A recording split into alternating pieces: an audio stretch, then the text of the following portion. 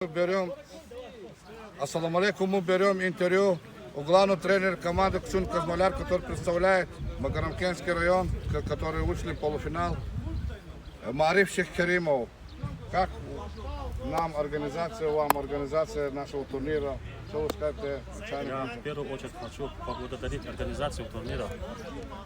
Большое спасибо им за этот хороший турнир, очень хороший турнир, организовано, все нормально, все отлично. Мы сыграли только что в полуфинале, мы проиграли со счетом 1-0. В полуфинале у нас остались очень сильные команды. Мы хотим пожелать в первую очередь нашему сопернику, сейчас, который обыграл нашу команду, победу в финале и дальнейших успехов. Спасибо, Мариф. Аллах хой, дальнейших удач. Следующий наш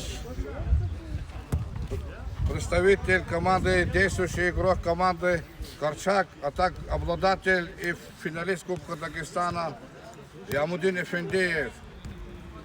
Салам алейкум, всех приветствую. В первую очередь хотел бы спасибо сказать организации. Все очень красиво организовано. Сильный турнир, один из сильнейших турниров. Собираются команды. Из города две команды приезжают укомплектованные составами.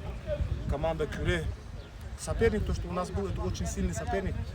Игра не сложилась, потому что в какой-то степени, когда мы пришли, мы видели, что два ключевых игрока отсутствуют.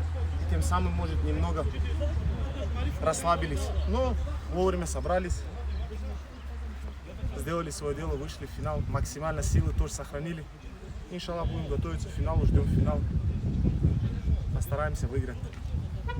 Да, спасибо, Ямуди. Аллах хой.